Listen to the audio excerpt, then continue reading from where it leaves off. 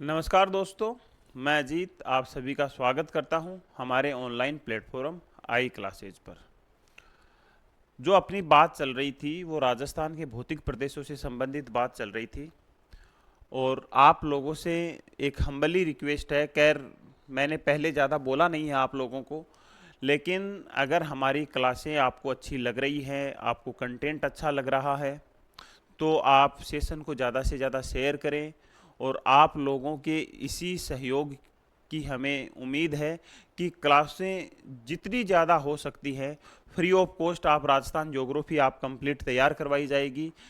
जैसे ही अपनी जो क्लासें चल रही है, दीपावली के लगभग अपन राजस्थान ज्योग्राफी की भी बहुत अच्छी शानदार बुक निकाल देंगे। उसके ऊपर अपन कल या परसों में बात करने वाले भी हैं डिटेल से कि किस तरीके से लिखी गई है। सारी चीज़ें उसमें इंक्लूड की गई है, बहुत सारे डायग्राम उसमें इंक्लूड किए गए हैं। तो इनके ऊपर खैर अपन क्लास में बात नहीं करते हैं ज़्यादा, तो अपन एक अलग से वीडियो में चर्चा करेंगे। तो आप लोगों से ये आशा है, उम्मीद है कि क्लासों को ज़्यादा से ज़्यादा शेयर करें। आपका जितना अच्छा रिस्पॉन्स आएगा हम उतना ज़्यादा बेहतर करने का प्रयास करेंगे।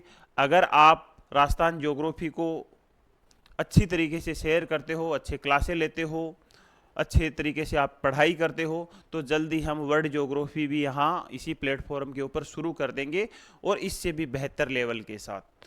इसके अलावा आप हमारा प्लान एनसीईआरटी को लेकर भी है कि 6th क्लास से अपन एनसीईआरटी करवाना चाह रहे हैं और 12th क्लास तक की एनसीईआरटी भी करवाएंगे।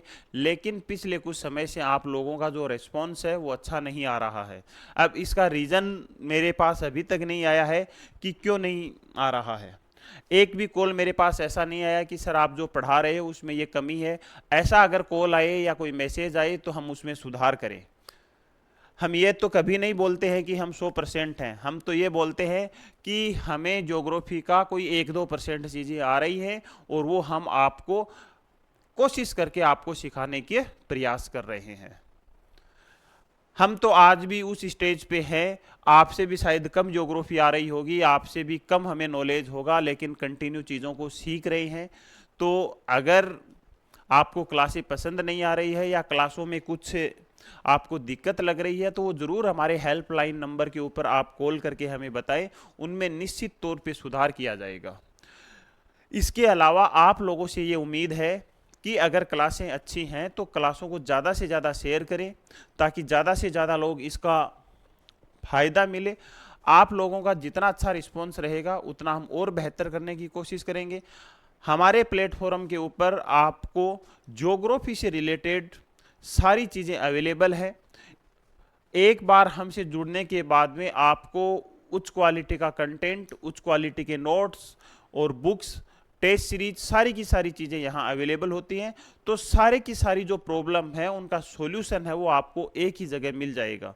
और यही हमारा आगे भी प्रयास रहेगा कि हम आपको और ज़्यादा बेहतर क्लासें और ज़्यादा बेहतर नोट्स देने की कोशिश करें।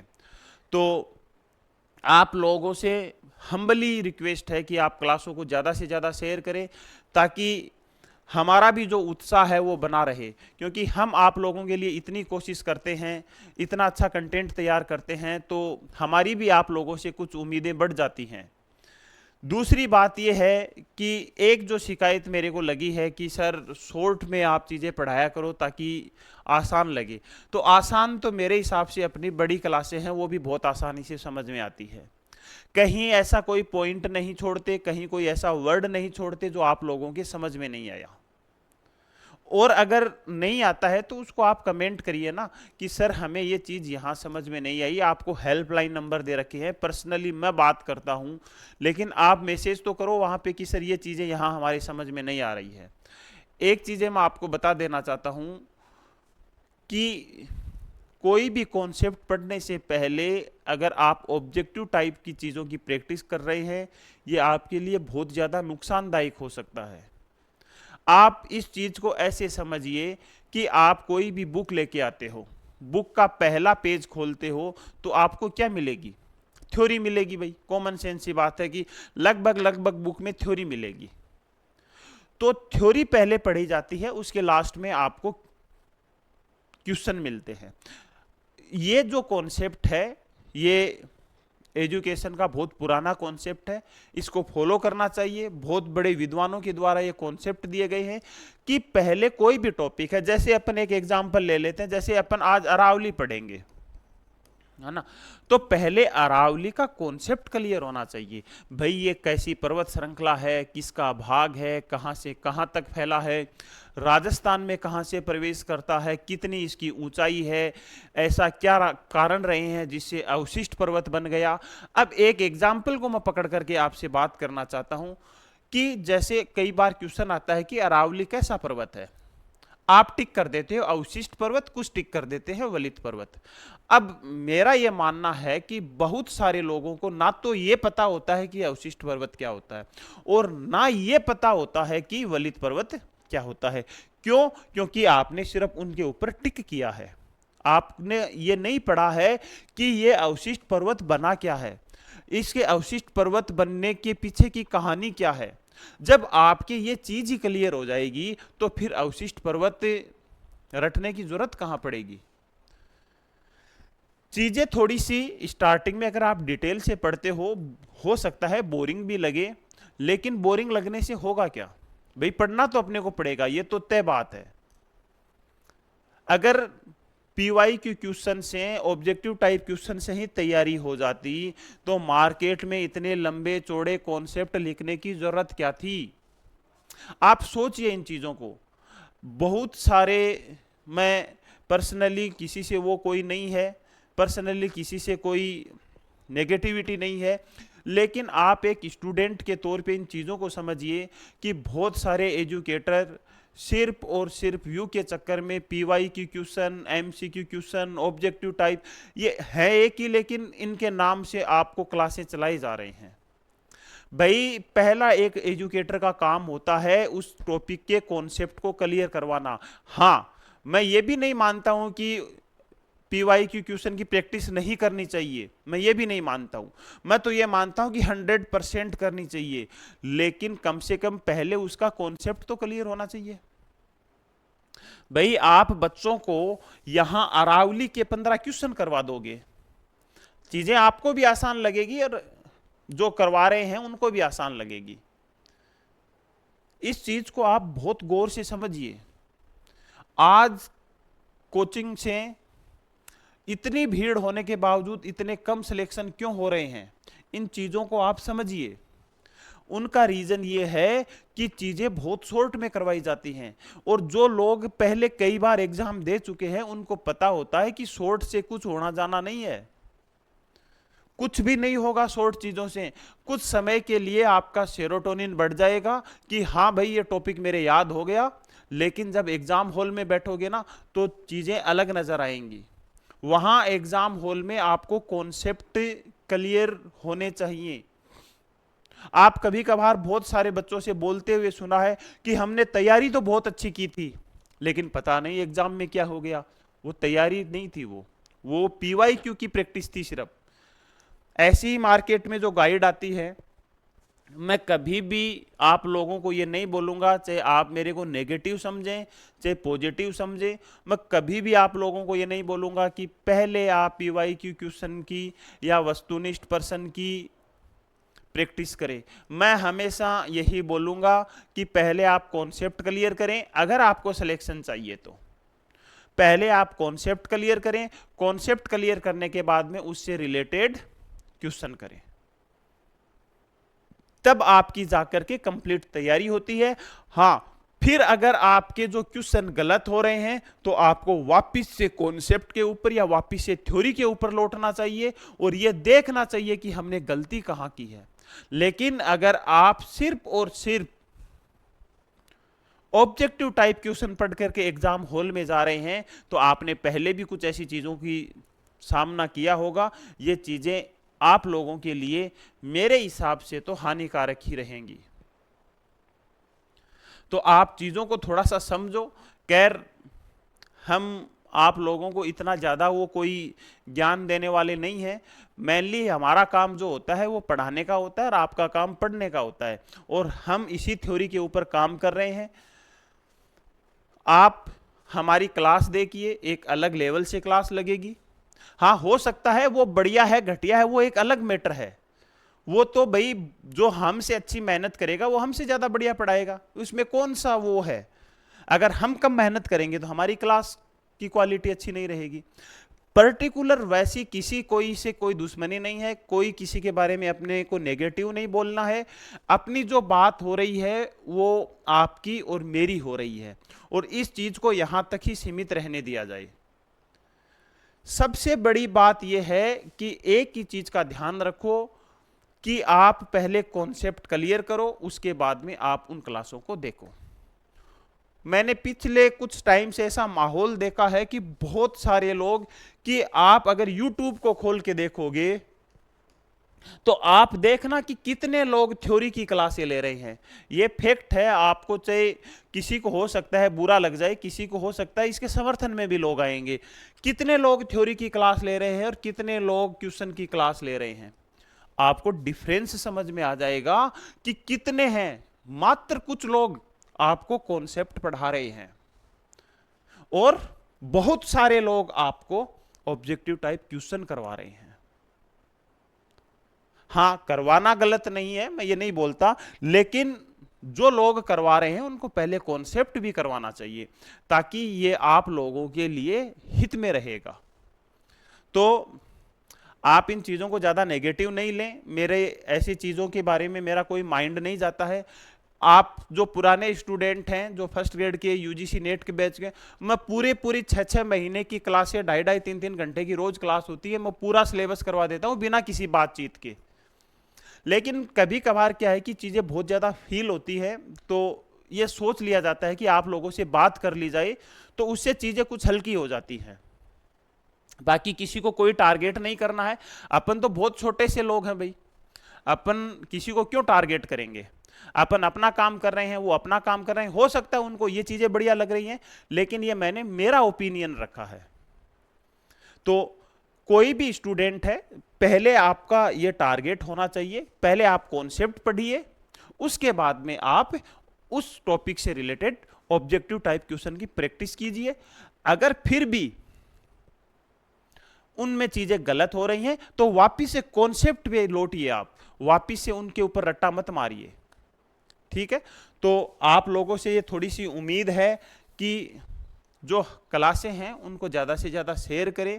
इनको लेकर भी बहुत सारे लोग हैं वो नेगेटिव बोलेंगे, बहुत सारे लोग पॉजिटिव भी हैं। भाई आपके शेयर करने से अगर हमारा कंटेंट अच्छा है तो कोई देख लेगा, जिसको नहीं बढ़िया लगेगा वो नहीं देखेगा, सीधी सी बात है। इसमें तो आपका कोई वो भी नहीं है कि भाई आपको फीस पे करनी पड़ रही है या आपको कुछ और आ रहा है। जैसे मैंने कोई टॉपिक पढ़ाया, आपको बढ़िया लग रहा है तो आप पढ़ लो, नहीं लग रहा है तो बंद कर दो, यही तो होता है।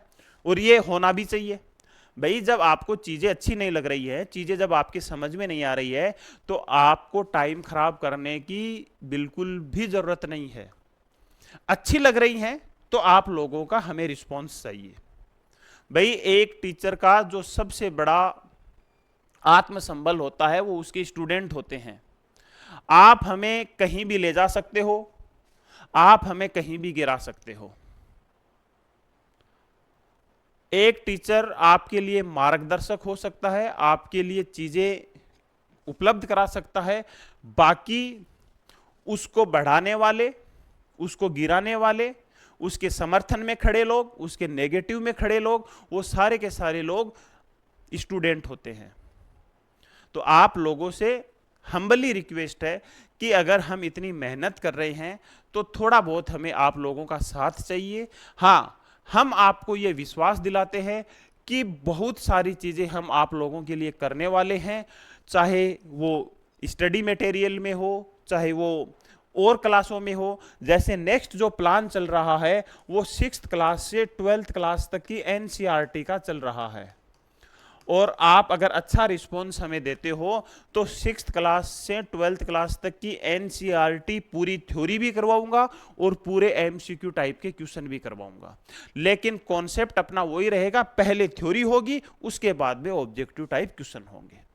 लेकिन ये बहुत ज़्यादा डिटेल से, और जो भी स्टूडेंट जैसे यूपीएससी की तैयारी कर रहे हैं या जो ज्योग्राफी को बेसिक से क्लियर करना चाहते हैं उनके लिए बहुत ज़्यादा यूजफुल होगी। इसके अलावा इंडियन ज्योग्राफी है, इंडियन ज्योग्राफी है, वर्ल्ड ज्योग्राफी है, ये भी इसी प्लेटफॉर्म के ऊपर आपको करवाई जाएंगी। फिजिकल ज्योग्राफी की मैंने बहुत सारी क्लासेस स्टार्टिंग में डाली थी, फिर लोगों का थोड़ा सा रिस्पॉन्स या रुझान अच्छा नहीं रहा तो उन चीज़ों को बंद करना पड़ा। भाई अपन इतनी मेहनत करके आते हैं और वो 150 लोगों तक या 200-250 लोगों तक वो पहुंचती है, तो देखो तकलीफ तो होती है, ये तो इंटरनली बात है। कोई ये बोल दे कि नहीं हमें तो कोई तकलीफ नहीं होती, हम तो काम करते जा रहे हैं, काम भी तो आप लोगों के लिए ही कर रहे हैं भाई। भाई काम भी तो आप लोगों के लिए ही कर रहे हैं ना। हम भी तो यही चाह रहे हैं ना कि हमारे जो स्टूडेंट हैं वो बहुत कुछ सीखे, आरएस में जो मेंस की है वो साथ तैयारी हो, हम भी तो यही चाहते हैं और इसी उम्मीद से हम आपको पढ़ाते हैं। और हमारे लिए सबसे बड़ी उपलब्धि यही है कि आप लोग हमसे जितने ज़्यादा जुड़ते हैं उतना ही ज़्यादा भाई हमें अच्छा भी लगता है और ये भी लगता है कि हम जो काम कर रहे हैं वो बहुत अच्छा काम कर रहे हैं, आप लोगों के लिए वो हेल्पफुल हो रहा है। तो ज़्यादा खैर यहाँ लंबी चौड़ी अपन बात नहीं करेंगे, तो आप इस चीज़ को समझिए और क्लासों को ज़्यादा से ज़्यादा शेयर कीजिए और आप लोगों के साथ और सहयोग की हमें उम्मीद रहेगी। ठीक है, चलो आ जाते हैं अपन अपने टॉपिक के ऊपर। आज जो अपन बात करने वाले हैं वो बात करने वाले हैं अरावली के विभाजन की। अरावली के विभाजन की अपन बात करने वाले हैं।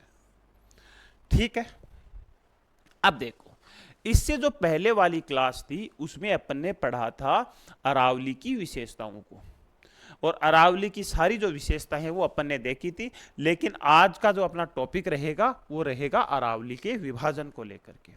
तो अरावली का जो विभाजन है वो मुख्य रूप से 3 भागों में किया गया है। बहुत साधारण सा इसका विभाजन रखा गया है, उत्तरी अरावली, मध्य अरावली और दक्षिणी अरावली। लेकिन उससे पहले अपन एक बार देख लेते हैं अरावली के थोड़े से कॉन्सेप्ट को, ताकि चीजें अपने को और ज्यादा अच्छे से समझ में आएगी। मान लेते हैं ये आपकी अरावली माउंटेन रेंज है, जो शुरू कहां से होती है, जो शुरू होती है अरब सागर से। जो शुरू कहां से होती है, जो शुरू होती है अरब सागर से। ये चीज क्या है, ये है अरब सागर। अरब सागर, और अरब सागर को क्या कहा जाता है, अरावली का पिता कहा जाता है। अरावली का पिता कहा जाता है। क्यों? क्योंकि यहां से अरावली की उत्पत्ति होती है। पहली चीज क्लियर है। ठीक है, अब अपन आगे बढ़ते हैं और यहां जगह आ जाती है खेड़ा ब्रह्मा। यहां जगह आ जाती है खेड़ा ब्रह्मा, और ये कहां है, ये है दोस्तों पालनपुर गुजरात। पालनपुर गुजरात। अगर आप साथ साथ नोट्स बना रहे हो तो आप लिख सकते हो, यहां से अरावली सबसे पहले धरातल के ऊपर दिखाई देती है। दूसरा क्वेश्चन यह बन गया कि जो अरावली है वो धरातल के ऊपर सबसे पहले कहां दिखाई देती है, खेड़ा ब्रह्मा पालनपुर गुजरात में। और यहां से लेकर के ये अरावली जाती है कहां तक है, ये है रायसीना हिल्स। ये है रायसीना हिल्स। और यहां आपको ध्यान रखना है, यहां एक तो आपका राष्ट्रपति भवन बना हुआ है, राष्ट्रपति भवन बना हुआ है, और यहीं आपको जेएनयू का कैंपस मिलेगा, जवाहरलाल नेहरू यूनिवर्सिटी का कैंपस मिलेगा। यहां तक क्लियर है। अब यहां से लेकर के यहां तक अरावली का विस्तार है। लेकिन अपने को तो पढ़ना किसके संदर्भ में है, राजस्थान के संदर्भ में। तो राजस्थान के संदर्भ में बात करें तो यहां है आबू रोड। यहां है आबू रोड। कहां पर है ये, सिरोही में। अब यहां आप लिख सकते हो, यहां अरावली राजस्थान में प्रवेश करती है। यहां अरावली राजस्थान में प्रवेश करती है। राजस्थान में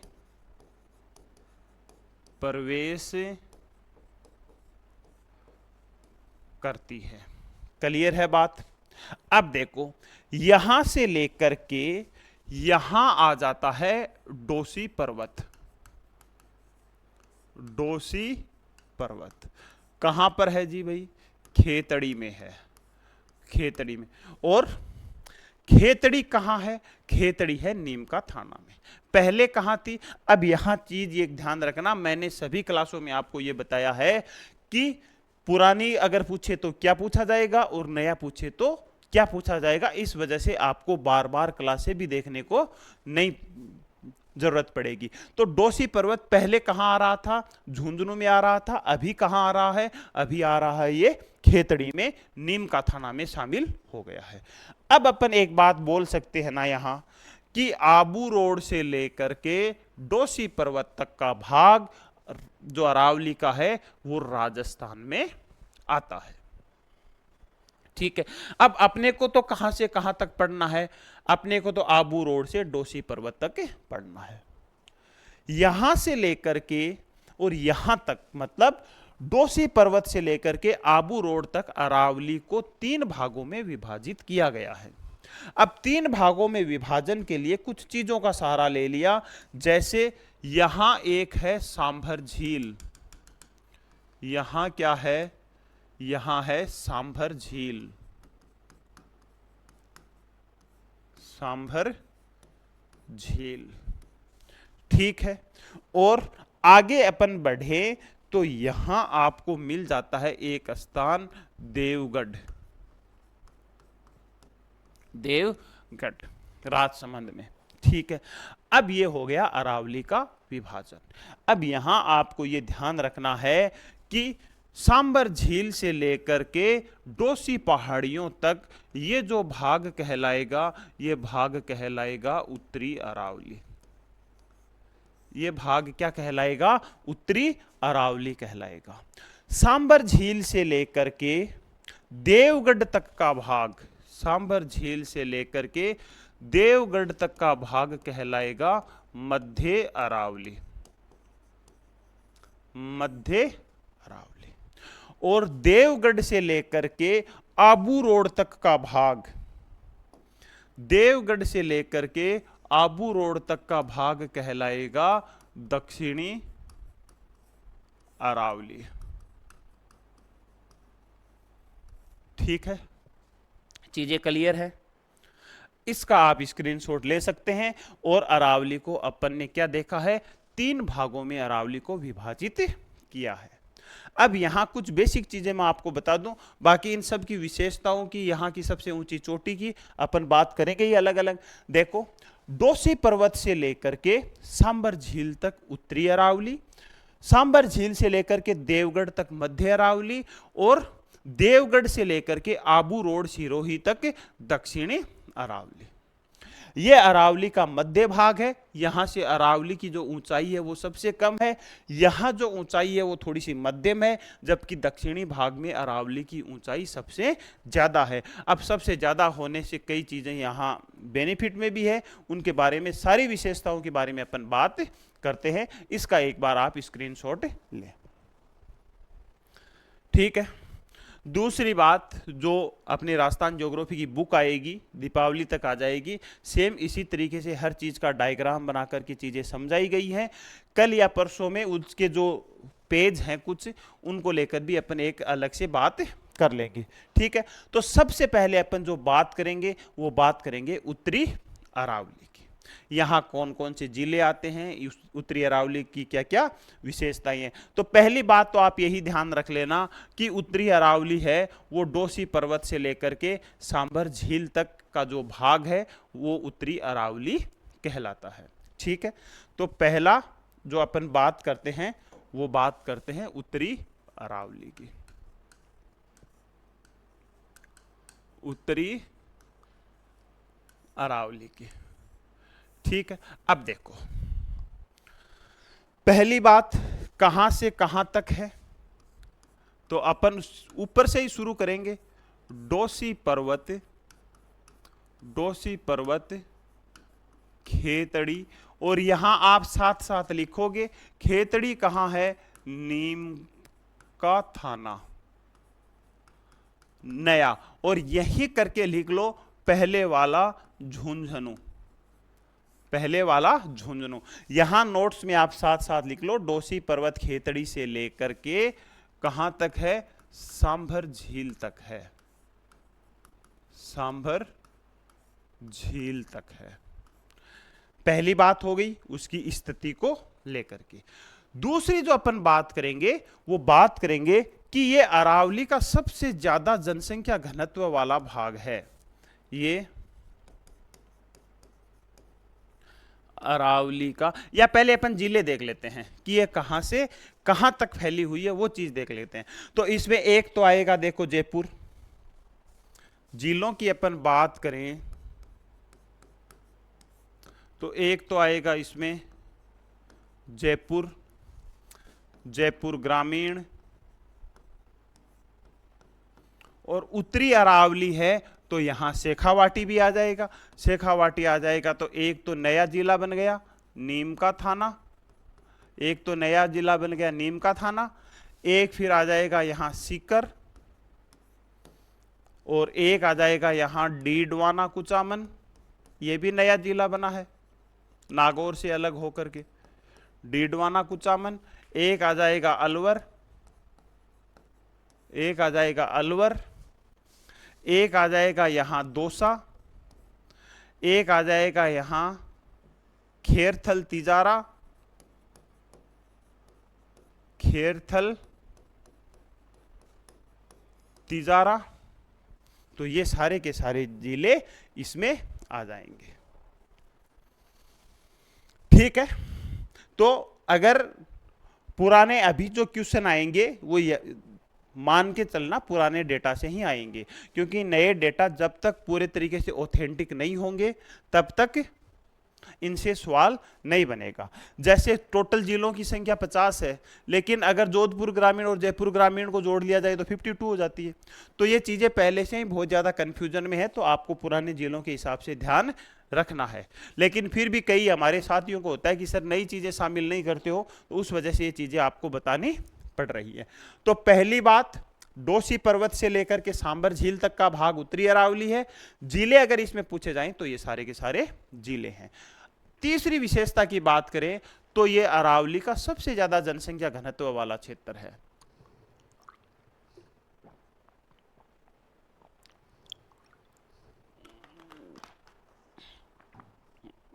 नेक्स्ट अपन बात करें तो यहां अरावली में सर्वाधिक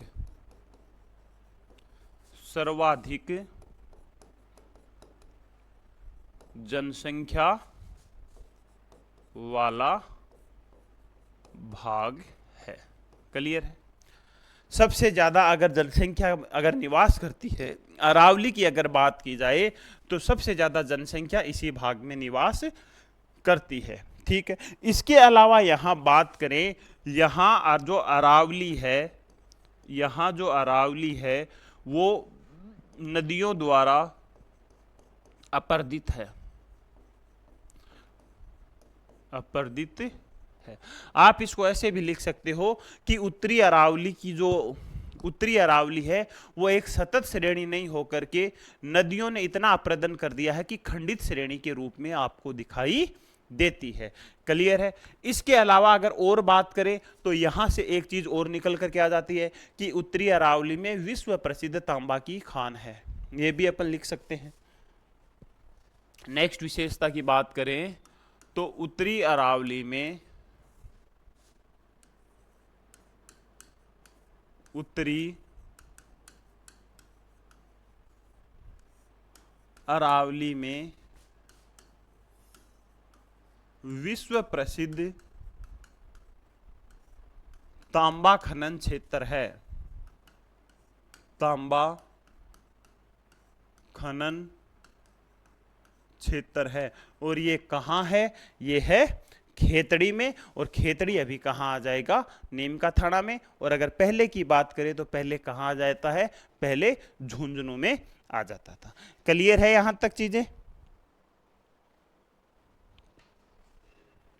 अब अपन यहां से जो क्वेश्चन आते हैं वनडे एग्जाम के हिसाब से कि उत्तरी अरावली की सबसे ऊंची चोटी, उत्तरी अरावली की अगर सबसे ऊंची चोटी की बात की जाए तो सबसे ऊंची चोटी है यहां रघुनाथगढ़, रघुनाथगढ़, और ऊंचाई लिखो तो इसकी 1055 मीटर है। अगर सेकंड की बात करें, दो तीन चोटियों को आपको ध्यान रखना चाहिए, ठीक है। अगर सेकंड की बात करें तो सेकंड है यहां मालखेत, सेकंड कौन सी है यहां मालखेत, और मालखेत है 1052 मीटर। थर्ड की बात करें तो यहां है लोहागढ़, लोहागढ़ ये है 1051 मीटर। एक और की अपन बात करें तो यहां है भेजागढ़, और भेजागढ़ है 900, कहीं शायद मैंने 95 देखा था, कहीं 997 मीटर देखा था। एक और बात करें तो यहां है खो, और खो है 920 मीटर। इसका आप स्क्रीनशॉट ले सकते हो। 5 से ज्यादा आपको ध्यान नहीं रखनी है। यह भी वैसे उत्तरी अरावली की है तो ऊपर से 2 या 3 ध्यान रखोगे तो ज्यादा बढ़िया। ज्यादा क्वेश्चन जो यहां से बन रहे हैं वो इन 2 से ही बनते हैं, ठीक है। अब देखो, अब यहां एक चीज का आपको यह ध्यान रखना है कि जो माल खेत है अरावली को सीकर में, अरावली को सीकर में या तो कहा जाता है माल खेत, या तो क्या कहा जाता है माल खेत, या कहा जाता है तोरावाटी, तोरावाटी की पहाड़ियां। क्योंकि यहां से जो नदी निकलती है वो कांतली नदी है, और कांतली नदी का जो बहाव क्षेत्र है या जो अपवाह क्षेत्र है उसको तोरावाटी के नाम से जाना जाता है, ठीक है। तो अरावली जो है उसको सीकर में या तो मालखेत की पहाड़ियों के नाम से जाना जाता है या तोरावाटी की पहाड़ियों के नाम से जाना जाता है। अब यहां अगर बात करें तो यहां आपको कुछ विशेषताएं मिलेंगी। यहां एक तो हर्षनाथ का मंदिर है, हर्षनाथ का मंदिर है यहां पर। इसके अलावा जो लोकल हैं वो तो जानते ही हैं, उनको याद भी हो जाती है भाई, वो चीजें देखते हैं बार बार। जीवन माता का मंदिर है,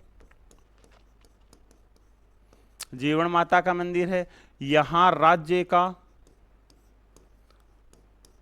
पहला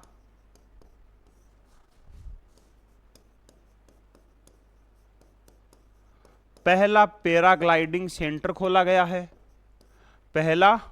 और यहां पवन ऊर्जा संयंत्र लगाया गया है, पवन ऊर्जा संयंत्र लगाया गया है। जो आसपास के लोग हैं वो तो देखते होंगे कि भाई इन पहाड़ियों के ऊपर जो पवन चक्कियां हैं वो लगाई हुई है, और ये सारी की सारी हर्षनाथ की मंदिर है, जीवन माता का यहाँ मंदिर है। तो ये चीजें आपको ध्यान रखनी है। अगर वनडे एग्जाम के हिसाब से अगर उत्तरी अरावली में से देखा जाए तो जो सबसे मेन जो क्वेश्चन बनने वाला है वो यही क्वेश्चन है। यहां से क्वेश्चन यही पूछा जाता है कि सबसे ऊंची चोटी कौन सी है। ले वो स्क्रीनशॉट, बढ़े आगे। नेक्स्ट अपन बात करेंगे मध्य अरावली की। अब देखो सीधी सीधी सी बात है, देखो याद करने की ट्रिक तो कुछ नहीं होती है। खैर मैं इस कॉन्सेप्ट में भी नहीं हूं, कितनी ट्रिक याद करोगे भाई, एक फर्स्ट ग्रेड की तैयारी करने वाला इंसान कितनी ट्रिक याद करेगा। और ज्योग्राफी में तो सारी ट्रिक है, नदियां, पहाड़, झीलें, तो ट्रिक कुछ नहीं है। अपने माइंड को इस हिसाब से स्ट्रोंग बनाओ, और माइंड स्ट्रोंग क्या, ट्रिक को भी आपको याद करनी पड़ेगी और चीजें ऐसे भी याद करनी पड़ेगी। हो सकता है अगर किसी चीज की ट्रिक से याद हो जाती है बहुत आसानी से तो वो कोई बुराई नहीं है कि भाई नहीं ट्रिक से तो कुछ याद ही नहीं करना है। पहला टारगेट है अपना याद होना चाहिए, वो किसी भी माध्यम से हो, चाहे ट्रिक के माध्यम से हो, चाहे आड़ू तरीके से हो, कैसे भी हो, लेकिन अपने को याद होनी चाहिए। तो देखो याद रखने के लिए चीजें दिमाग में सॉर्ट करो, कहां से कहां तक। तो डोसी पर्वत से लेकर के सांबर झील तक, बात खत्म। अब ऊपर वाले हिस्से में कौन कौन से जिले आते हैं वो मैप साथ रखो, ठीक है। उसके बाद में जैसे खेतड़ी नाम आ गया तो आपको पता है कि यहां सबसे ज्यादा तांबा का खनन किया जाता है, दूसरी बात आ गई। इसके अलावा यहां बड़े बड़े शहर हैं, तो बड़े बड़े शहर हैं तो यहाँ जनसंख्या भी ज़्यादा है, तो ये अरावली का सबसे ज़्यादा जनसंख्या वाला हिस्सा होगा। सबसे ऊंची चोटी की बात करें, ये चीज़ें तो देखो फैक्ट वाली हैं, आपको याद करनी ही पड़ेंगी भाई, इनका तो कोई अल्टरनेट ऑप्शन नहीं है, ठीक है। क्योंकि पर्वत चोटियों को तो आपको रटने पड़ेंगे, चाहे आप इसको ट्रिक से रटो, चाहे अपने दिमाग को कैसे भी इस्तेमाल करके इनको आपको याद करना ही पड़ेगा। क्योंकि इनकी ऊंचाई तो या इनके नामों को लेकर तो हमारे में बहुत ज़्यादा कन्फ्यूजन रहता है, हम ही भूल जाते हैं, लेकिन आप नहीं भूलोगे क्योंकि आपका टारगेट है एग्जाम को क्रैक करना। तो ये चीजें हैं। अब अपन बात करेंगे मध्य अरावली की।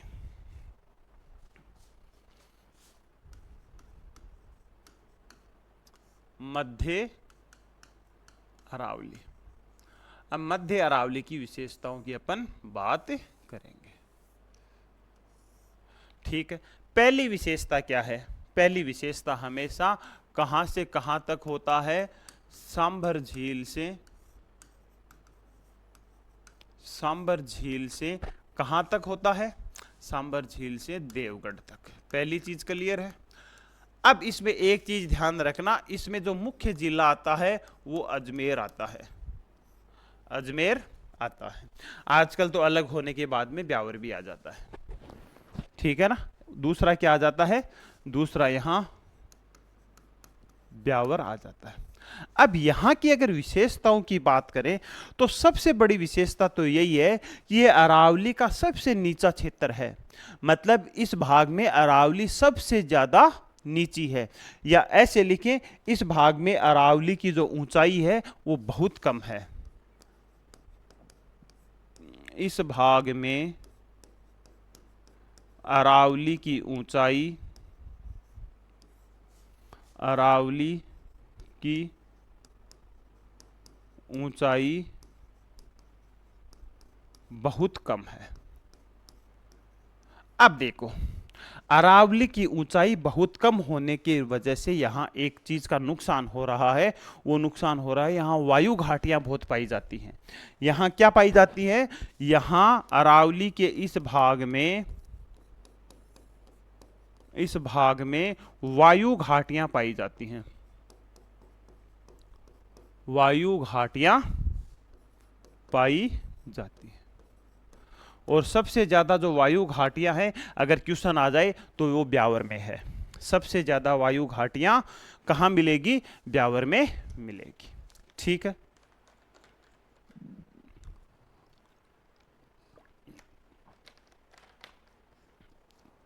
अब वायु घाटियां क्या होती हैं? देखो, ये कोई पर्वत है,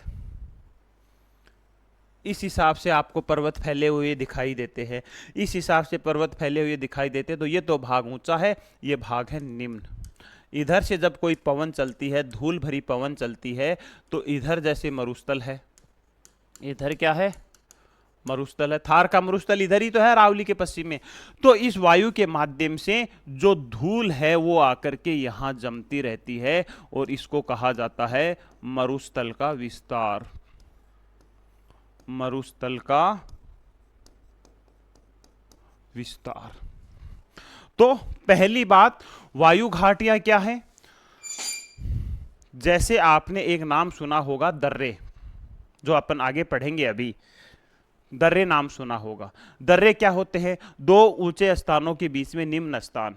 ये क्या होते हैं? दो ऊंचे स्थानों के बीच में निम्न स्थानों को क्या कहा जाता है? वायु घाटियां कहा जाता है, जिनके माध्यम से धूल भरी आंधियां आसानी से उसको पार कर जाती है।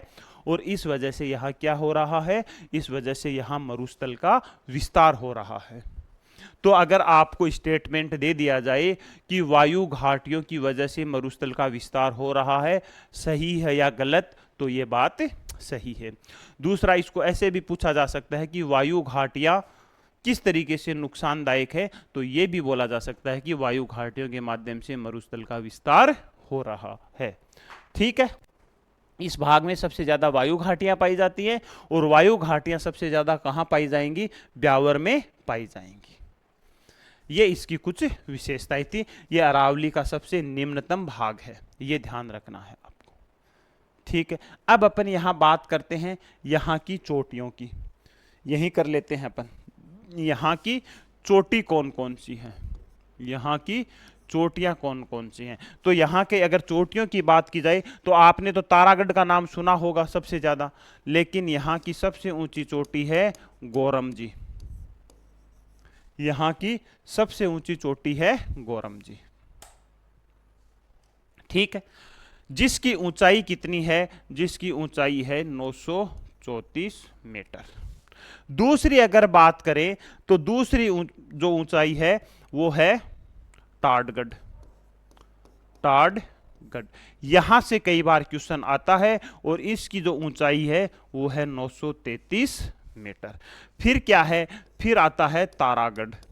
बहुत सारी गाइड में या बहुत सारे नोट्सों में मैंने देखा था कि मध्य अरावली की जो सबसे ऊंची चोटी है उसको तारागढ़ बताई गई है। तारागढ़ की तो ऊंचाई कितनी है? 873 मीटर। अगर ऊंचाई में कहीं कोई गड़बड़ भी हो जाए तो मेरे को बता देना भाई, कि ऊंचाई कई बार हमारे भी दिमाग से चीजें स्लिप हो जाती है। उसके बाद में कौन सा है? उसके बाद में नाग पहाड़ है। नाग पहाड़ है 795 शायद मीटर ऊंचाई होनी चाहिए। नाग पहाड़ 795 मीटर। ये वही नाग पहाड़ है जहां से लूणी नदी का उद्गम होता है। ले वो स्क्रीनशॉट।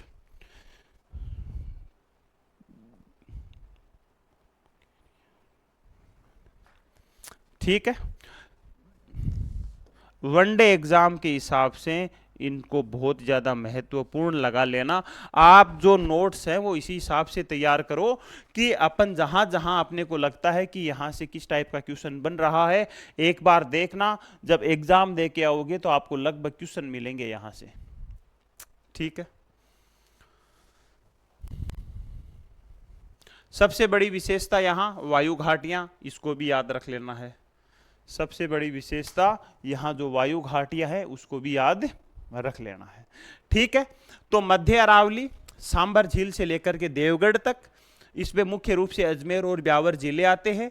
अरावली की सबसे कम ऊंचाई है इस भाग में, और इस भाग में वायु घाटियां पाई जाती हैं। और देखा जाए तो यहां जो सबसे ऊंची चोटी है वो गोरमजी है 934 metre, Tatgarh 933 metre, Taragarh 873 metre, Nag Pahar 795 metre. अब इस अरावली के इस भाग में कुछ दर्रे भी पाए जाते हैं। इस भाग में कुछ दर्रे भी पाए जाते हैं और दर्रों से भी भाई क्वेश्चन पूछा जाता है। तो यहां अपन बात करेंगे मध्य अरावली के दर्रे।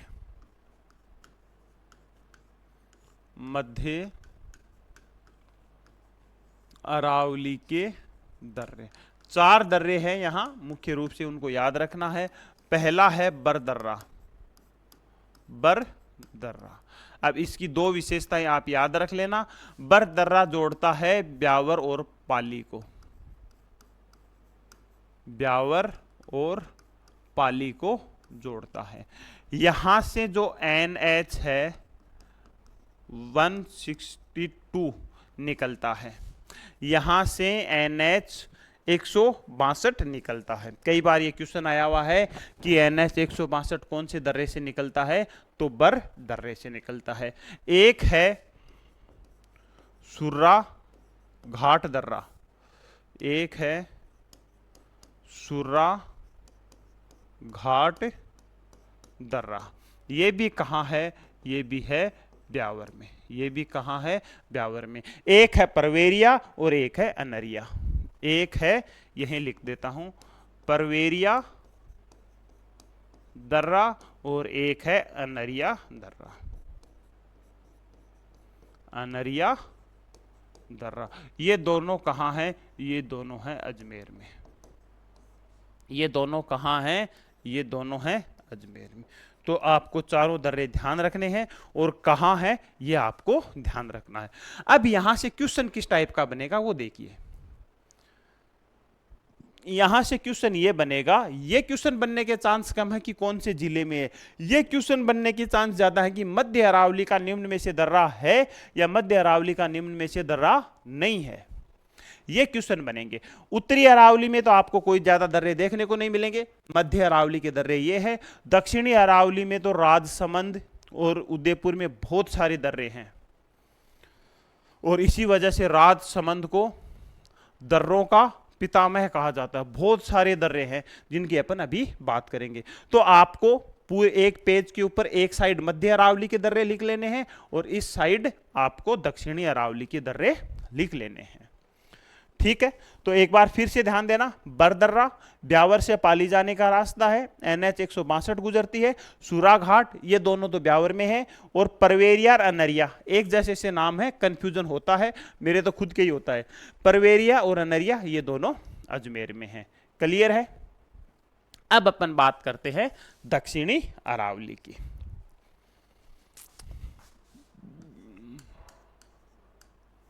अब अपन बात करेंगे दक्षिणी अरावली की। राजस्थान की प्रमुख पहाड़ियां एक अलग 15-20 मिनट की क्लास में ले लूंगा, और एक 15-20 मिनट की क्लास राजस्थान के प्रमुख पठारों से संबंधित भी अलग से ले लेंगे, ताकि जिसको जो चीज देखनी हो वो मिल जाए। यहां अपन अरावली कंप्लीट करेंगे, उसके बाद में नेक्स्ट भौतिक प्रदेश पढ़ेंगे, उसके बाद में अगला भौतिक प्रदेश पढ़ने के बाद में जो चीजें बची हुई है वो कर देंगे, फिर जलवायु को अपन पढ़ेंगे। ठीक है, अब देखो दक्षिणी अरावली। पहली बात, देवगढ़ से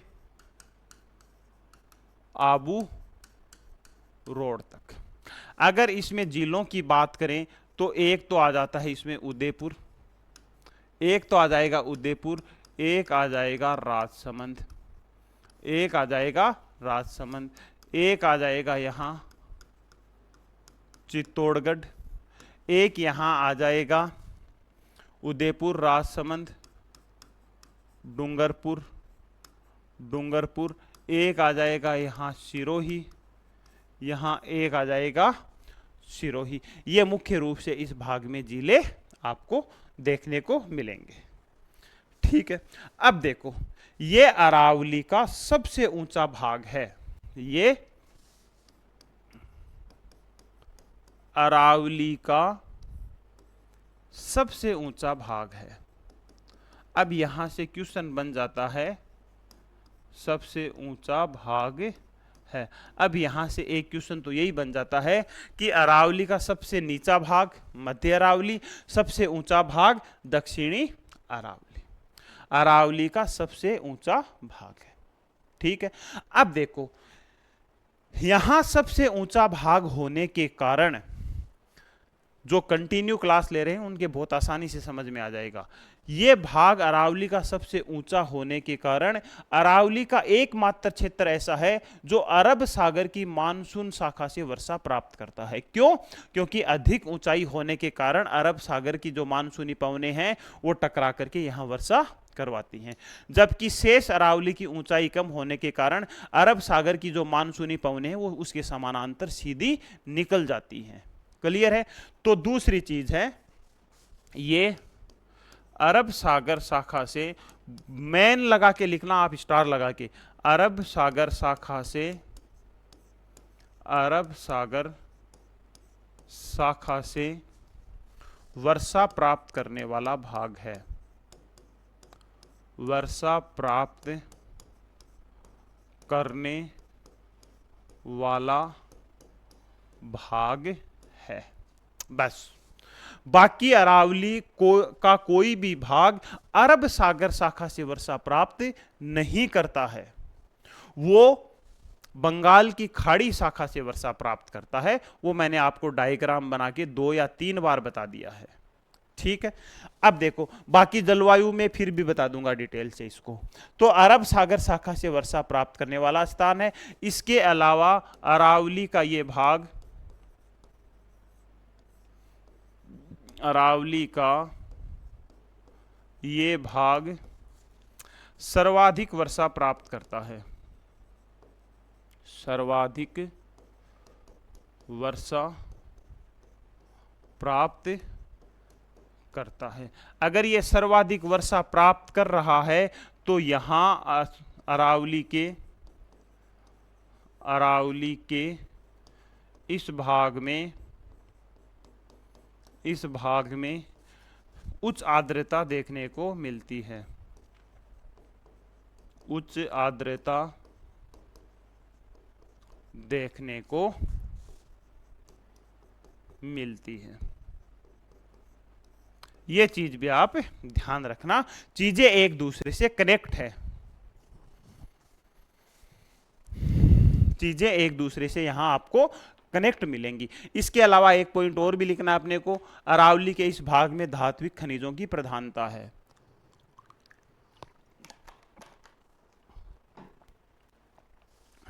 यहां लिख लेते हैं,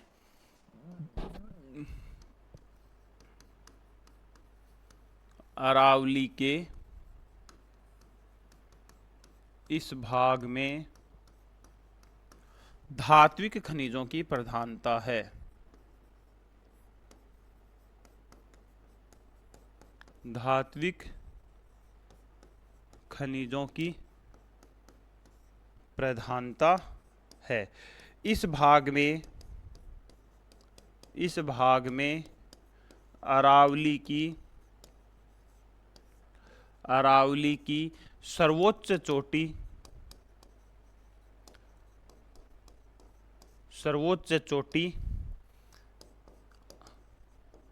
स्थित है। अब कौन सी है ये आपके लिए आज काम दे देते हैं, बहुत ही आसान है। ठीक है, तो ये सारी की सारी दक्षिणी अरावली की विशेषताएं हैं। देखो, लिख सकते हो कि नहीं लिख सकते? अगर आप आरएस मेंस में इस तरीके से चीजें लिखोगे और वो पहला डायग्राम बना के लिखोगे, मान लो क्वेश्चन आ गया अरावली के क्लासिफिकेशन का और ये डायग्राम बना करके ये चीजें मेंशन कर दोगे, आप मेरे को अपने मन से बता दो कि आपका नंबर कटेगा क्या? आपके मन से ये आवाज आ जाएगी कि कोई एग्जामिनर मेरा एक नंबर नहीं काट सकता यहां से। बस ये चीज है। ये चीज जैसे सारी हो गई तो आपके ऑब्जेक्टिव टाइप क्वेश्चन अरावली से संबंधित गलत हो जाएंगे क्या? नहीं होंगे। तो इस चीज को समझो, यही चीज मैं समझाना चाह रहा था। मेहनत पे विश्वास करो, मार्केटिंग के ऊपर थोड़ी कम ध्यान दो। ठीक है, तो ये चीजें हो गई दक्षिणी अरावली की विशेषताएं। अब देखो, अब यहां की चोटियों की बात करते हैं। अब यहां की चोटियों की बात करते हैं। तो पहली जो है वो है माउंट आबू, और यहां पर है कौन सा? गुरु शिखर, या सीधा वैसे लिख देता हूं, गुरु शिखर। सबको ऊंचाई भी ध्यान में है, 1722 मीटर। और यही क्या है आपका? माउंट आबू शहर है। माउंट आबू शहर है, कहां पर है? ये सिरोही में है। ठीक है, अब दूसरी शेर, दूसरी कौन सी है? शेर, 1597 मीटर। दूसरी है दिलवाड़ा, 1442 मीटर। ठीक है, फिर है अचलगढ़, 1431 मीटर। ये चीजें आपको ध्यान रखनी है। ये अरावली की जो चोटियां हैं वो आपको ध्यान रखनी है। नहीं, अचलगढ़ की 1380 है भाई, अचलगढ़ की 1380 है। इससे पहले एक चोटी आएगी जरगा, उसकी है 1431 मीटर। ये 5 चोटियां आपको ध्यान रखनी है। ठीक है, ये हो गई दक्षिणी अरावली की ऊंची चोटियां। क्वेश्चन यहां से बनेगा, इसका चांस आजकल कम है, क्वेश्चन यहां से ज्यादा बनता है। शेर जो दूसरी सबसे ऊंची चोटी है उसके बारे में आपको पूछा जाता है। अब अपन बात करेंगे, दक्षिणी अरावली में बहुत सारे दर्रे हैं, बहुत सारे दर्रे हैं। करें बात दर्रों की, तो 3 दर्रे तो आपको याद रखने हैं। कहां पर? 3 दर्रे तो आपको याद, दर्रे होते क्या हैं? जो 2 ऊंचे भागों के बीच में जो संकीर्ण रास्ता होता है उसको दर्रे कहा जाता है, नाल कहा जाता है। ठीक है, पहले जो दर्रे बात करेंगे वो अपन उदयपुर के करेंगे, उदयपुर। और उदयपुर में जो पहला दर्रा है वो कौन सा है? पहला है झीलवा की नाल, झीलवा की नाल। अब इसे कहा जाता है चीरवा की नाल, चीरवा की नाल। इसे ही कहा जाता है पगल्या की नाल, पगल्या की नाल। ठीक है। दूसरा है केवड़ा की नाल, केवड़ा की नाल। इस भाग में केवड़ा के वृक्ष बहुत ज्यादा पाए जाते हैं। तीसरा है फुलवारी की नाल। अब इनका तो भाई वैसे कोई ऑप्शन तो है नहीं, आपको रट्टे मारने पड़ेंगे। ठीक है, ले स्क्रीनशॉट। ये जो है ये मेवाड़ से मारवाड़ जाने का रास्ता है, मतलब उदयपुर से जोधपुर जाने का रास्ता है। ठीक है, ये किसके हो गए? ये हो गए उदयपुर के। अब अपन बात करेंगे किसके? राजसमंद के।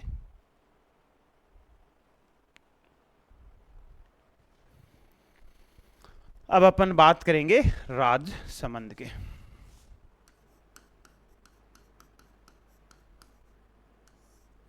राजसमंद के देखो, पहला एक तो है सोमेश्वरम दर्रा, एक है सोमेश्वरम दर्रा।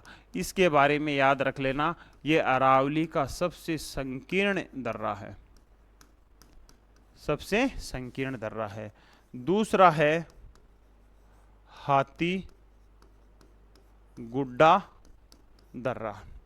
तीसरा यहां एक है हाथी की नाल भी है, हाथी की नाल भी है। यहां एक है हल्दी घाटी, हल्दी घाटी दर्रा। एक यहां है दिवेर की नाल, दिवेर की नाल। यहीं एक है देसूरी की नाल, देसूरी की नाल। और एक यहां है खमली घाट या कमली घाट, कमली, खमली या कमली, कमली घाट बस। और एक है गोरम घाट,